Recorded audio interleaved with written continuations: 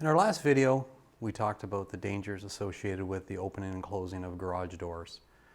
So the obvious question is, what can we do to prevent these type of injuries from happening to ourselves and our family? The first thing that we need to consider is that a garage door is a moving piece of equipment with a fair amount of weight, momentum, force, and pinch points. So we're gonna look at a few basic rules that you can put in place around your home and your family, which should greatly reduce and prevent injuries from happening.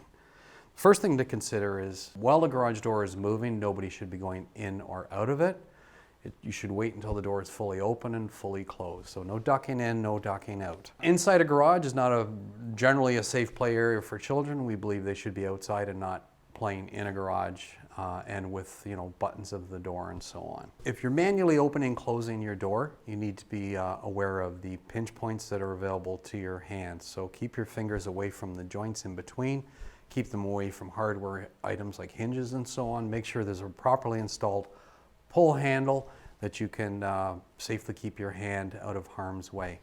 Another thing to consider is most doors with openers, or all doors with openers, have a mechanical release that releases the door opener from the garage door and allows you to open and close the door manually in the event of a power failure or a maintenance or repair issue with your opener. You should never release these doors when the door is open. The door could come crashing down if it's not properly counterbalanced, and a lot of older doors, the spring does lose tension over time and the door does become heavy. So releasing that latch while the door is fully open could cause that door to come crashing down. If there's something or somebody in the way,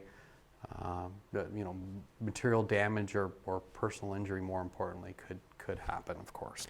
There's regular safety and maintenance checks that should be done on a garage door and a garage door opener. If you have the manual for these products around your home, there should be a schedule in there and some tips on what you should do.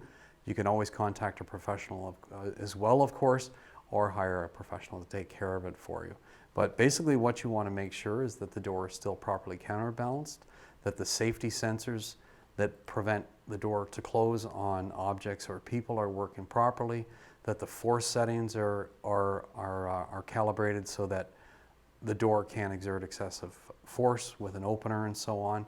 If your door is manufactured earlier than 1993, it will not be equipped with safety sensors, which are attached to the tracks down by the floor and prevent, again, as mentioned earlier, closing of the door on objects or people. If it doesn't have these safety sensors, you really should replace the unit.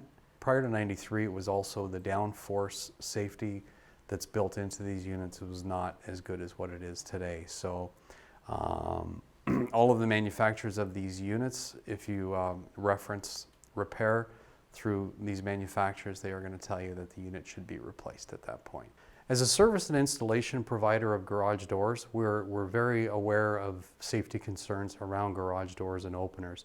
If you have a concern about your garage door or your opener, please feel free to call us at 905-957-4432. That's Garage Door Canada.